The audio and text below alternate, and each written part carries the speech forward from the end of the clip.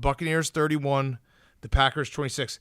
This game, I don't know where you want to start because there's so much to talk about. I feel like we have to start at the big part of it. The most cowardice field goal of all time, Matt LaFleur. I do not understand what you're doing. Now this is my love of, like, the best day of the year is when the Packers lose in the playoffs because I know the Bears aren't good enough to ever be in the playoffs, but they were this year, whatever. But they weren't good enough to be there. You're right, not good enough to be there. But I watched Matt LaFleur's press conference, and all he could pretty much say was it's a process. Process. It's a process. We're trusting a process. Life is a process, We'll go back and look at the process, but the decision to kick a field goal with 2:10, 2:15 left, 3 timeouts, down 8 on the 7-yard line, 4th and goal, so that you can seemingly go from down one score to down 1 score, or needing a touchdown to needing a touchdown, and then kick it back to the Bucs and hope you get a stop, which you would have had to get anyway if you didn't get the fourth down. And you still need a touchdown. Was so beyond.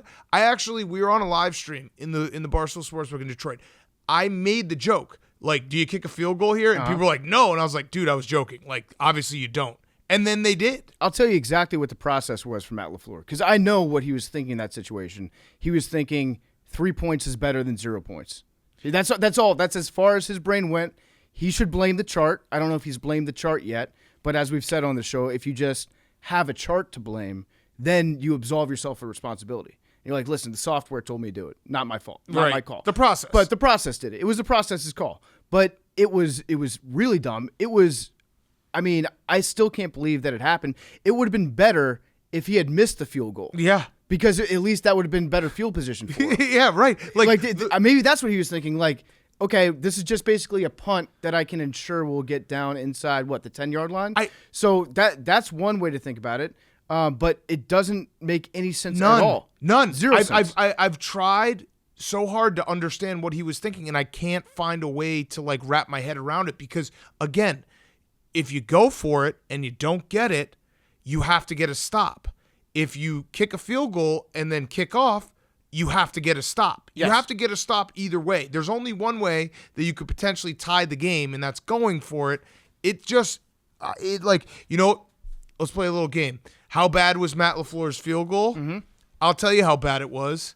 We got a classic Rick Reilly tweet from it. Yes. That's how bad it was. I'm glad you're bringing this up. That's how bad. So Rick Reilly tweeted, kicking a field goal while you're down 8 helps you the way a ham sandwich helps you when you're drowning. Yeah. Dumbest move ever. #LaFail. That's how bad it was. Mm-hmm. When Rick Reilly brings out his fucking...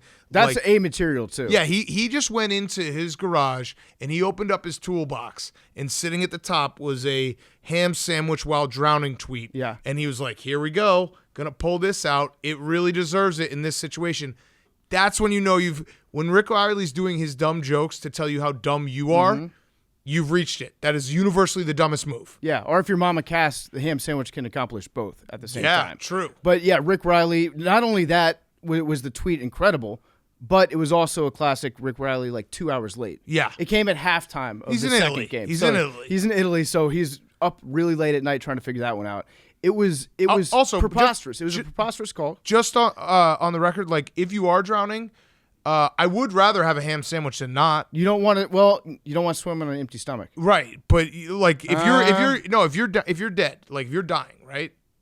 I would rather have one last bite of a ham sandwich than have one last bite of nothing. Right. So it's like at the end of The Town when Jeremy Renner takes that one last sip of the soda before he gets shot. Yes. Yeah, I got you. That makes sense. If you said I could have nothing or a ham sandwich while drowning, give me the ham sandwich. And bread floats. And bread floats. Bread floats. Everyone knows you can that. maybe sit on the ham sandwich for a few seconds, maybe get yourself a few seconds more life. Yeah. But shout out to Rick Reilly. That was great. So we not only did we have Rick Reilly weigh in, we had America's two most big picture thinkers weigh in. 1, Rick Reilly. 2, Billy Football. Because as we're struggling to figure out why they kicked this field goal, Billy says, I think I figured out the 4th down field goal situation. Buckle up, okay? Okay, here we go. A touchdown on 4th down plus 2-point conversion plus defensive stop for overtime was less likely to win than 3 points on 4th down and an onside kick or a defensive stop, 2-minute warning, 3 timeouts, plus touchdown for a win. So kicking the field goal is the best path to win. That makes no sense. First of all, it makes zero sense. I'm glad Billy's at home crunching the numbers. Because you still need to stop either way. So if Billy was crunching the numbers like that, wouldn't the best way to go about it is to actually score the touchdown, not get the 2-point conversion, yes, stop them, and then kick a field goal for a win? I was actually going to say, in Billy's mind, it's right, but it's wrong because like you could argue that there's like some sort of math percentage. If they had scored the touchdown right there and then completely botched the extra point, that almost would be better for him. Yes, that almost would be better because you need a stop. Yes, you need to stop either way. So Billy, I admire your passion, Billy. Thank you for your passion. All right, but it was so dumb, and you brought up the Dan Quinn field goal. So yeah, that's actually a stat. So I joke about it. It's a joke that I've never let die, but I think today is actually the day I have to let it die and call it now a Matt LaFleur. So if you're a longtime listener of this show, Dan Quinn in 2015 on 4th and goal from like the 2, down 4, kicked a field goal and then kicked the ball back to the 49ers. So the Packers are the first team to attempt a field goal when trailing by 4 to 8 points in the final 3 minutes of a game since Dan Quinn did that on November 8th, 2015. So I think today is the day. It is officially the torch has been passed. Torch update. It is now a Matt LaFleur. All right, here's a wild stat, Big Cat. Do you know who the quarterback's coach was for that game? Matt LaFleur. It was Matt LaFleur. There we go. Matt So LaFleur has had his hands. Yes. The coaching tree of Dan Quinn must be watered from time to time with the tears of sorrow. He was like, wait, I've been in this situation before. Oh, yeah, kick a field goal. Yeah, so you can blame Dan Quinn for how this happened. It is like true. There's a direct parallel between the 2 saddest field goals of all time. We should probably talk a little bit about. Well, let's talk about the let's get to the Bucs in a minute because we got to do a lot of Bucs. They won, but let's finish with let's talk a little more Packers in that.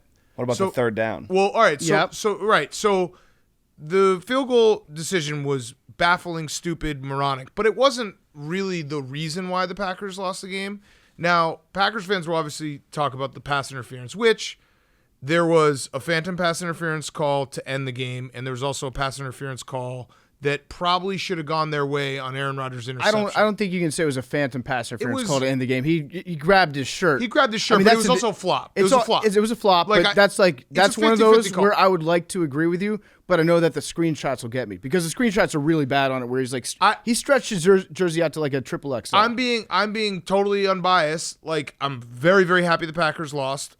It was a joy to watch that game. I bet on the Bucs. I loved the Bucs all week. It was a joy, truly a joy. But I'm putting myself in the shoes of a Packers fan for this 1 second, and I think that is a reasonable call to be upset about.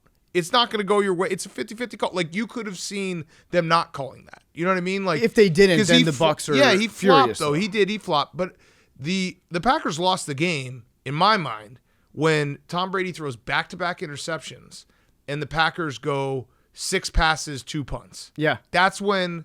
That one makes no sense to me. That's where Matt LaFleur may be trusting Aaron Rodgers a little too much, and that was where, like, when you get 2 back-to-back interceptions and you get nothing out of it besides punts, not even time wasting, like nothing, not even a little bit of drive, that's where you point to and you're like, that's where you lost the game. Yeah, I actually think that they lost the game before that. I think they lost the game at the end of the first half. Yes. When on that, I think it was a 3rd down.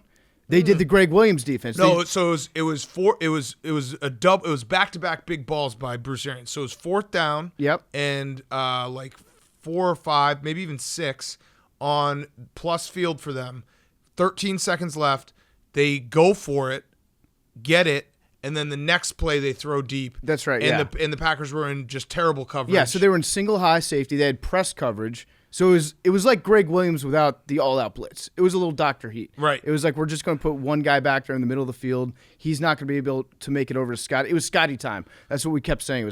And then it dawned on me. It was like it should be Miller time. Yeah. But it's like a Clowntonio Brown where now I remember Scotty time more than the nickname that I should have said. But it was a terrible defensive call. Awful defensive Awful. call. And at that point, it was like, yeah, if you're going to have Scotty Miller running behind you, all he does is score touchdowns. Scotty Miller is not going to catch like a 3-yard slant in that situation. Right. He's going deep. He's Right. going to turn on the burners. He's going to try to go deep.